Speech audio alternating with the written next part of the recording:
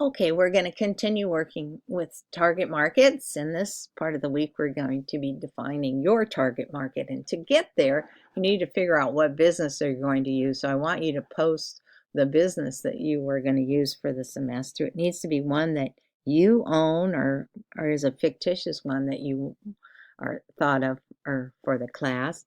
And then, or if you have a friends or family business you can use, but you have to be able to have the option to work on content for the business that you're going to work with for the rest of the semester. So you'll post that information here, write a paragraph about it, but we'll talk more about that in here. And then if you have questions, email me. But hang on, let's look.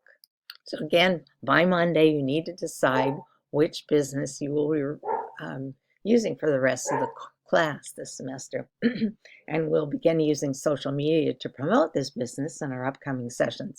It can be a fictitious or fake business. It doesn't matter. You can write something on as your tagline or something saying this is for a class project eventually when we get to that part of the class. But just think of something.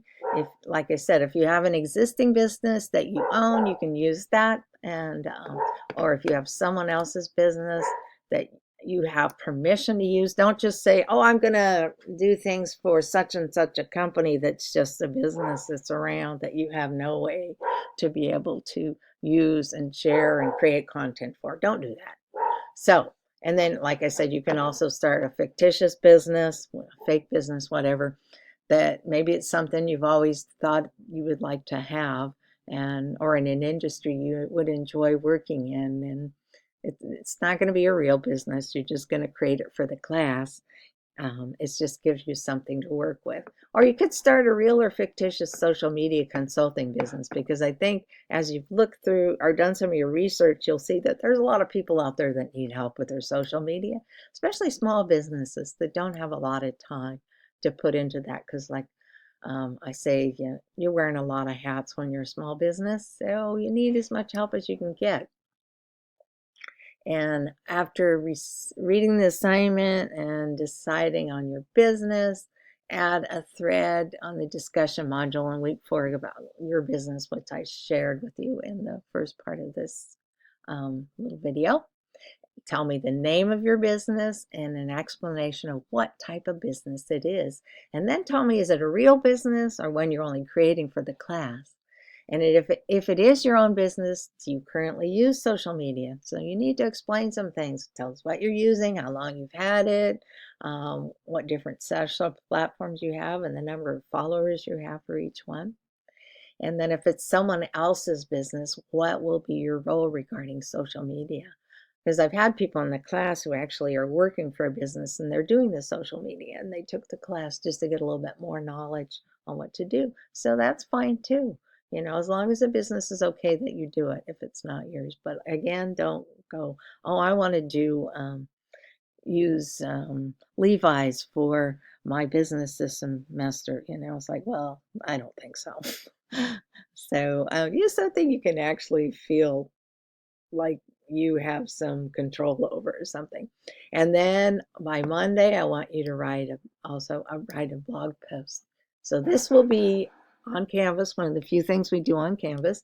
And then this, I want you to add a post to your blog telling me who your target market is. And we kind of talked about it in part A so that you get an idea of what other people are aiming for, because that's why I showed you a small business and a large business to work through.